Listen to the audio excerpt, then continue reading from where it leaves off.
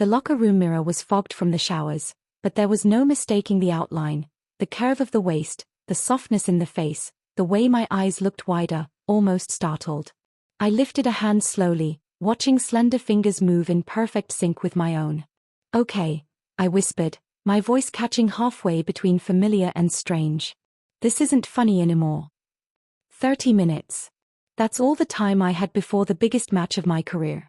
And somehow, against logic, against training, against everything I thought I knew about myself, I was standing there in a body that didn't match the name stitched onto my boxing bag. The memory hit me like a delayed punch. My rival's smile. That smug, knowing look. And the drink he'd handed me, saying, "Relax. One sip won't kill you." I pressed my palms against the cool metal of the sink, heart pounding harder than it ever had in the ring. Fear surged first, raw and overwhelming. Then disbelief. Then something quieter, more dangerous. Curiosity. Because as terrified as I was, a part of me couldn't look away. I've been a boxer my whole life. Or at least, that's how it feels when something defines you for long enough. Early mornings. Bloody knuckles. The rhythm of jump ropes slapping against concrete. Coaches yelling, crowds roaring, the smell of sweat and adrenaline. And him. My rival. We'd come up through the same circuit, always one step behind each other, trading wins and losses like a personal war. He knew my tells. I knew his. We hated each other with the kind of intensity that only comes from being mirrors of the same ambition. So when he approached me the night before the match, acting friendly for once, I should have known. Now, standing in the locker room, I realized just how badly I'd underestimated him. I pulled on my robe, hands shaking. The fabric felt different against my skin, softer, lighter. Every movement reminded me that my balance was off, my center of gravity shifted. Walking felt unfamiliar, like learning my body all over again. When I stepped out, the hallway seemed louder. Fighters passed by, some barely glancing at me, others doing double takes. One trainer paused. "Wrong locker room?" he asked gently. I swallowed. "No. I'm good." Was I? Inside, panic churned. How was I supposed to fight like this? How was I supposed to explain? My phone buzzed. A message from an unknown number. "You always wanted to see the world from the other side," it read. "Good luck tonight." My chest tightened. I wanted to scream. To throw something. To hunt him down and demand he fix this. But the announcement echoed through the arena. My name, called to get ready. There was no time. The walk to the ring felt surreal, like moving through a dream where the rules kept changing.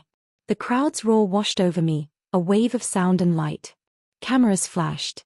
I could feel eyes on me, searching, questioning. In the corner, my coach stared like he'd forgotten how to breathe. "What the hell happened?" he hissed. I opened my mouth. Closed it. Then, quietly, "I don't know. But I'm still me." He searched my face, then nodded once. "Then fight." As I shadowboxed, I noticed something unexpected. My movements were different, but not weaker. Lighter. Faster. My footwork felt smoother, my reflexes sharper.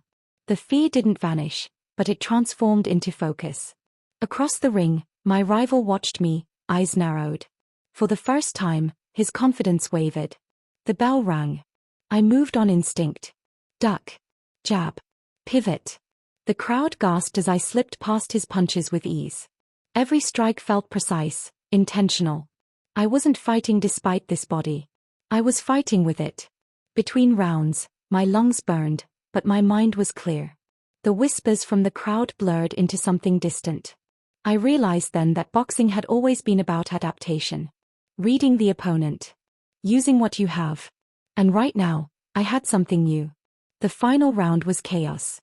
Sweat, breath, impact. When the bell rang, I stood there, chest heaving, waiting. The decision came down in my favor. The arena erupted. As my hand was raised, I met my rival's gaze. His smile was gone, replaced by something like shock, and maybe regret. Later, backstage, I finally confronted him. "You did this," I said, voice steady. He shrugged, trying to laugh it off. "Guess it didn't slow you down." "No," I replied. "It showed me something." "What's that?" I met my reflection in a nearby mirror, still unfamiliar, still glowing with adrenaline, and felt a strange sense of calm. That I'm more than one shape. More than one idea of strength. The change didn't reverse that night. Or the next. And maybe that scared me once, but not anymore. Because somewhere between fear and fury, between the ring and the mirror, I found something unexpected. Respect. For myself. And if you're listening to this, feeling boxed in by expectations, by what you're supposed to be, remember this. The applause faded, but the silence afterward was louder than any crowd I'd ever faced. Back in the locker room, I sat on the bench with my hands resting on my knees, staring at the floor like it might give me instructions on what to do next. Sweat cooled on my skin. The adrenaline drained away, leaving me exposed, not just physically, but emotionally. I'd won the match. I'd survived the humiliation, the shock, the fear. But the mirror was still there. I looked up. She looked back. The same eyes, still mine, but softer around the edges now, framed by damp strands of hair clinging to my cheeks. My shoulders were narrower than I remembered, collarbones more pronounced. My chest rose and fell in a way that felt unfamiliar, like my breathing had learned a new rhythm. I touched my face again, slower this time. I really did that, I murmured. I fought like this. And the strangest part? I didn't feel broken. My coach knocked once before stepping inside. He closed the door behind him, leaned against it, and crossed his arms. For a long moment, he didn't say anything, just studied me the way he always had, like he was reading a fight before it happened. "You okay?" he finally asked. I laughed, a short, breathless sound. "That depends on how you define okay." He nodded. "Fair." I waited for the lecture. The anger. The panic about sponsors, image, reputation. Instead, he sighed and said, "You moved better out there. Lighter on your feet." That caught me off guard. "You noticed?" "I always notice," he said. Then, softer, "You still you." I met his eyes. This time, I didn't hesitate. "Yeah," I said. "I am." He clapped his hands once. "Then we'll figure the rest out." The rest turned out to be harder than any title fight. News travels fast in boxing. Faster when something doesn't fit the mold. By morning, my phone was exploding, messages from promoters, journalists, people I hadn't spoken to in years. Some were supportive. Some were confused. A few were openly hostile. One headline read, "Champion shocks arena with unexpected transformation." Unexpected was one word for it. I stayed home that day, curtains drawn, pacing my apartment like a caged animal. Every creak of the building made me flinch. I wasn't afraid of being seen, I was afraid of being defined. Who was I now? The rival, him, texted me again.